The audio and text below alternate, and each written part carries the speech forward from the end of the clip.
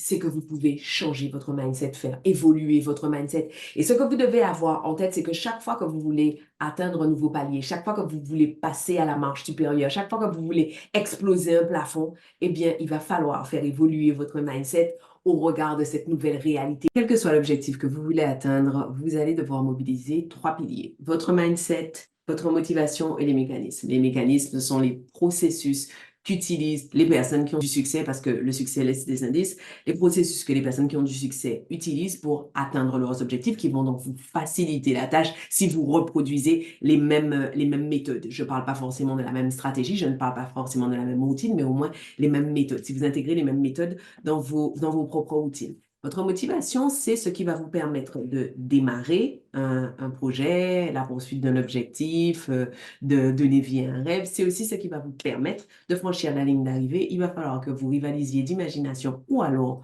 que vous ayez la bonne technique pour dompter le ventre mou, c'est-à-dire la période entre le tout début et la toute fin où votre motivation va décroître parce que c'est normal que votre motivation décroisse. Le troisième pilier qu'il va falloir que vous maîtrisiez, c'est votre mindset.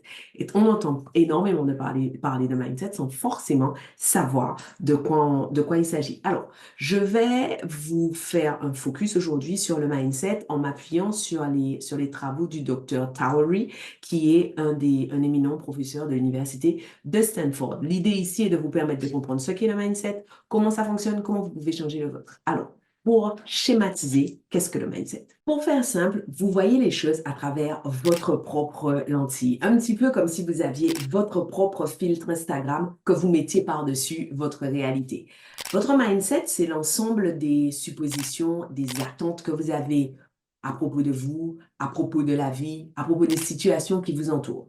Et en fait, la recherche montre que votre mindset, en l'occurrence cet ensemble de croyances, de présuppositions, d'attentes que vous avez, votre mindset joue un rôle significatif dans la détermination des résultats que vous aurez, du succès que vous aurez. Votre mindset détermine le type de vie que vous allez mener. En comprenant et en adaptant et en faisant évoluer votre mindset, vous pouvez à la fois améliorer votre santé, réduire votre niveau de stress, devenir plus résilient face aux défis, reprendre confiance en vous, oser plus. Bref, vous comprenez qu'une fois que vous avez compris toutes les implications que l'évolution de votre mindset a, vous avez compris dans quelle mesure c'est aussi ce mindset qui va façonner votre vie. Tout d'abord, ce que vous devez comprendre, c'est que cet ensemble de croyances, de présuppositions, d'attentes que vous avez, de certitudes que vous avez, ça va vous servir de socle pour simplifier la réalité. C'est à ça que votre mindset sert, à simplifier la réalité. Comme je vous l'ai dit, votre mindset, c'est une espèce de toile, de filet de sécurité qui va sous-tendre tout ce que vous faites. Il faut que vous voyez ça, il faut que vous vous voyez comme une espèce d'acrobate, une espèce de trapéziste qui se produit dans un cercle prestigieux, le Cirque du Soleil, et en dessous, non mais les Cirques du Soleil, non, les artistes du Cirque du Soleil n'en ont pas, mais dans notre cirque, il y en a. Et que vous imaginez votre mindset comme le filet de sécurité, c'est-à-dire que c'est le filet qui est toujours là, quoi que vous fassiez. Et donc, cet ensemble de croyances, de présuppositions, d'attentes, de convictions va vous aider à simplifier une réalité, un environnement extrêmement complexe en une somme de petites informations digestes. Et en fait, une fois que vous aurez simplifié la réalité en une somme de petites informations digestes, vous allez définir vos attentes sur la base de ces informations digestes que vous aurez créées, qui ne sont pas la réalité. Par exemple, vous pouvez croire que vous cassez une jambe alors que vous exercez telle ou telle profession ou alors que vous êtes mère de famille, que ça serait catastrophique et que ça sonnerait le glas de votre famille. Vous pouvez aussi croire que faire un rééquilibrage alimentaire, c'est quelque chose de difficile et qui va supposer des privations.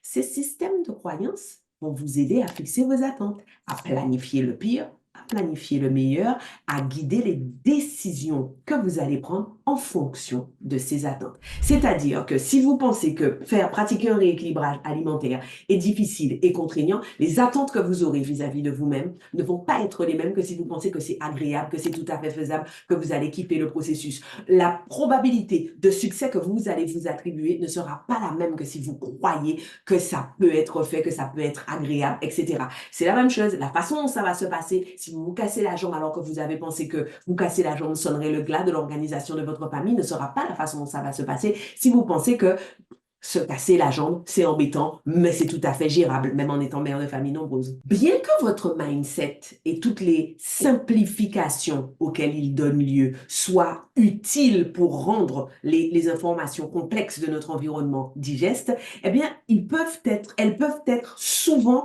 inadaptées et entraîner des problèmes interpersonnels. Ça peut aussi entraîner des problèmes de culpabilité, d'inadéquation, de tristesse, voire d'anxiété. Par exemple, il est extrêmement fréquent de voir des personnes s'accrocher à des croyances, à des pensées, à des convictions qui étaient adaptées à un moment de leur vie, mais qui sont devenues mal adaptées depuis.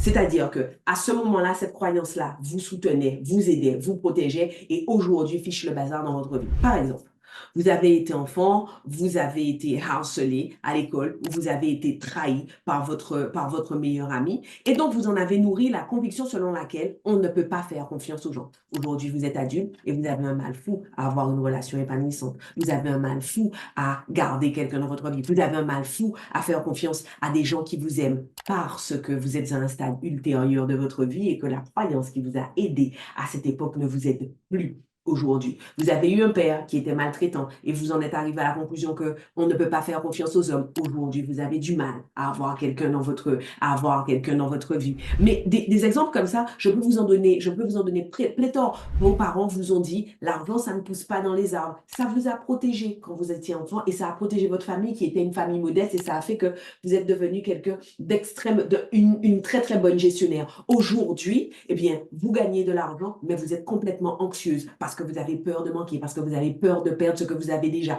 parce que vous avez peur que la banque fasse faillite, etc. Vous avez compris? Vous vous accrochez à un mindset, à une pensée, à une croyance qui était utile à un moment, qui vous a protégé, mais qui aujourd'hui n'est plus adaptée. La bonne nouvelle, c'est que votre mindset peut évoluer. Votre mindset est extrêmement changeant.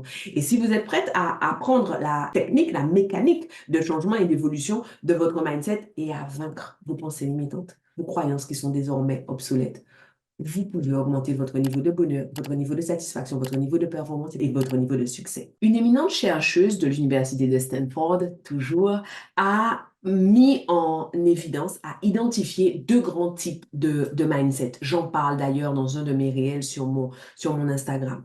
Elle a caricaturé les deux extrêmes qui se trouvent sur l'axe le spectre du mindset. Et premier extrême, c'est ce qu'elle appelle un mindset fixe et deuxième extrême, autre extrême, c'est un mindset de croissance. Ce qu'elle dit, c'est que si vous croyez que vos qualités, vos compétences, votre situation sont immuables, eh ben, il y a des chances pour que vous soyez moins ouverte à l'échec, que votre tolérance à l'échec soit moins importante, que vous soyez moins résiliente. Il est aussi possible que les échecs, les erreurs soient considérés comme des choses qui vous définissent et des choses qui sont définitives et qui présupposent de votre capacité à réussir dans le futur.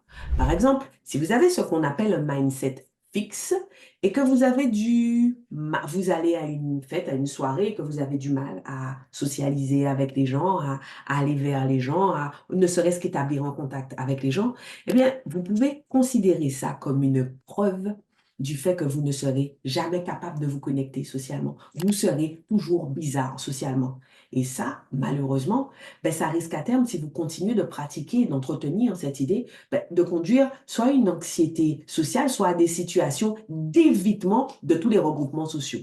En revanche, si vous avez ce qu'on appelle un état d'esprit de croissance et que vous pensez que vous pouvez évoluer, que vous pouvez changer, eh bien, vous allez être plus ouverte à la réflexion.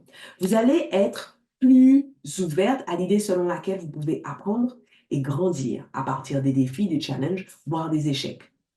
Parce que pour une personne qui a un mindset de croissance, l'échec est moins menaçant parce qu'il ne vous définit pas et parce qu'il ne présuppose pas de ce que vous serez capable de faire dans l'avenir. Avec un mindset de croissance, vous êtes aussi beaucoup plus susceptible de réagir de façon constructive aux échecs parce que vous prendrez de façon personnelle les échecs. Une personne qui a un mindset fixe considère qu'un échec, c'est quelque chose qui lui arrive à elle. La personne qui a un mindset de croissance Elle a mal, hein, comme la personne qui a un mindset fixe, hein, ça fait jamais plaisir d'échouer. Mais elle considère que ce n'est pas quelque chose de personnel, que ce n'est pas quelque chose qui va définir son identité et que ce n'est pas quelque chose qui est comme une espèce de tatouage ou de sillage de parfum qu'elle va traîner toute sa vie. Alors, au fur et à mesure que vous commencez à comprendre la différence entre un mindset fixe et un mindset de croissance, eh bien, vous verrez exactement comment une chose mène à une autre, comment une pensée que vous nourrissez va mener à une réaction et va mener à une conséquence dans votre vie, comment une croyance selon laquelle vos qualités sont coulées dans la résine, vos qualités, vos compétences sont immuables, comment ça va conduire à toute une série de pensées, d'actions.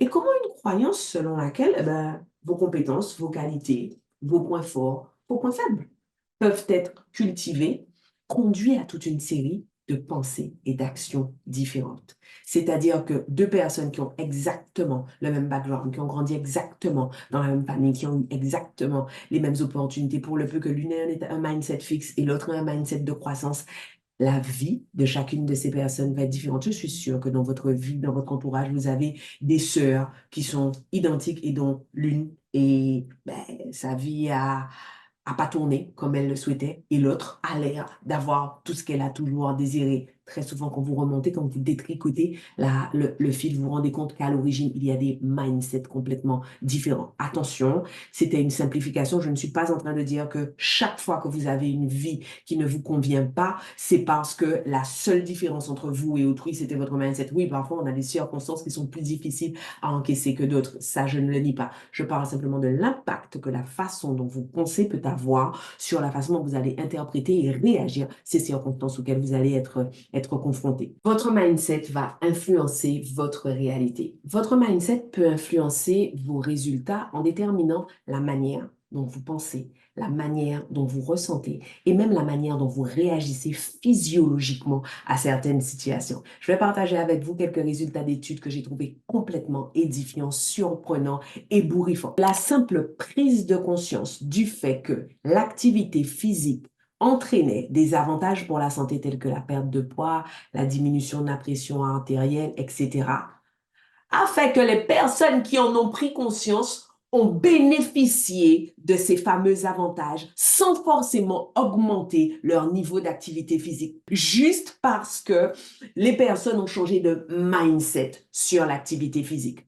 D'autre part, une autre étude de 2011 a testé la satiété physiologique des participants par rapport au mindset que les gens avaient au sujet des aliments. C'est-à-dire qu'on a donné à des gens à manger certains aliments en leur demandant préalablement quelles étaient leurs opinions sur ces aliments.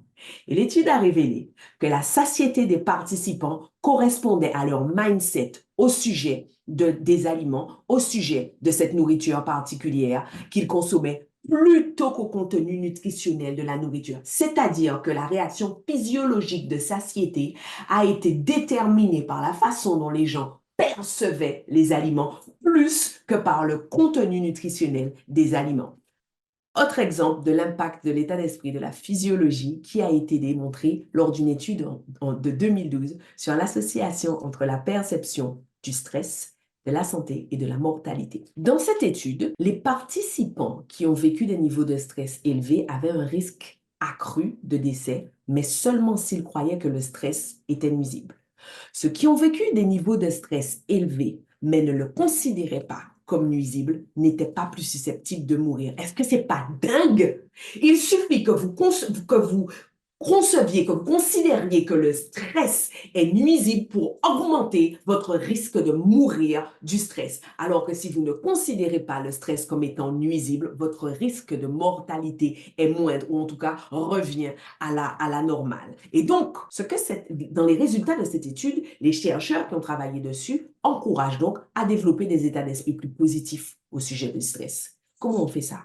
Par exemple, il faut percevoir les réponses physiologiques de notre corps au stress comme un cœur qui bat plus rapidement, comme un cerveau qui s'emballe, comme la réponse naturelle de notre corps pour relever le défi et le surmonter, plutôt que comme un signal qu'il y a quelque chose qui ne va pas. Le simple fait de changer notre mindset au sujet du stress va diminuer nos chances de mourir à cause du stress. Cet impact de notre mindset a aussi été prouvé lors des études sur les effets placebo.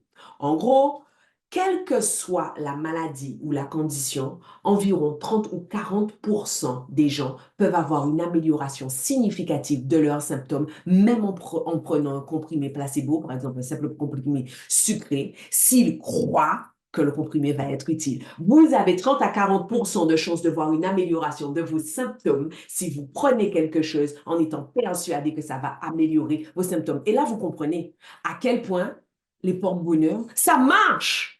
À quel point tous les gris-gris que vous voyez autour de vous et dont vous vous dites c'est n'importe quoi, ce sont des charlataneries, ça marche parce que la personne qui les porte est persuadée que ça lui apporte quelque chose. Autre effet, c'est l'effet nocebo. Si vous allez voir un médecin qui met l'accent sur les effets secondaires d'un médicament et que vous prenez un placebo, vous avez 30 à 40% de chances de développer les effets secondaires de ce médicament, même si ce que vous prenez n'est qu'un placebo. C'est l'effet nocebo.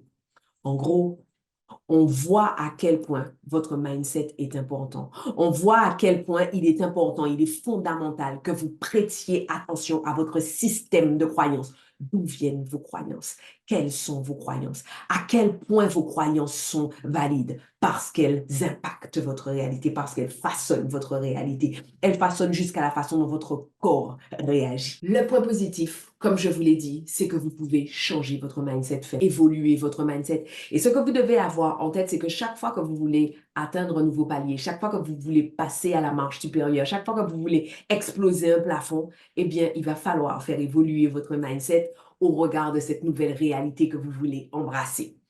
Bien que votre état d'esprit, bien que votre mindset sur les sujets comme l'apparence, le succès soit largement influencé par des facteurs externes, votre cerveau est neuroplastique, ce qui signifie que les connexions neuronales, les réseaux neuronaux que vous avez à l'intérieur de votre cerveau continuent à grandir, continuent à changer, continuent à se réorganiser tout au long de votre vie. Tout au long de votre vie, vous pouvez faire évoluer une croyance. Vous pouvez toute votre vie avoir pensé que telle chose était bien, que telle chose se passait de telle façon, qu'il n'y avait pas la vie après la mort ou qu'il y avait la vie après la mort et changer complètement votre mindset. Toute votre vie, cela évolue.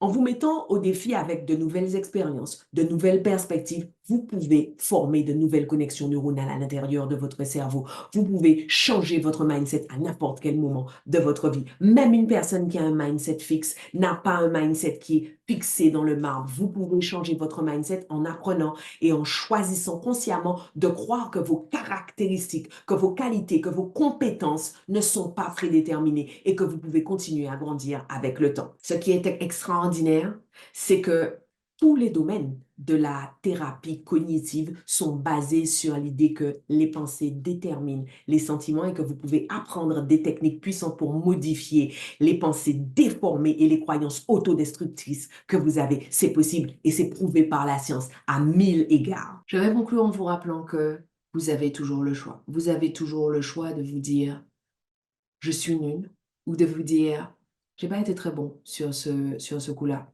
Mais je peux mieux me préparer pour la prochaine fois et ça va probablement aller beaucoup mieux comme ça. Rappelez-vous, remettez en question vos croyances limitantes. Créez des histoires que vous racontez au sujet de vous-même qui soient plus bénéfiques pour vous-même. Voilà, quel que soit l'objectif que vous voulez atteindre, votre mindset est un allié précieux que vous pouvez faire évoluer, sur lequel vous pouvez travailler en un temps record, en bien plus rapidement que vous n'imaginez. Je vous laisse là, je vous envoie des palettes de talents. Pensez à vous abonner à notre chaîne, à activer la cloche de notification, à commenter cette vidéo, à la liker, à la partager.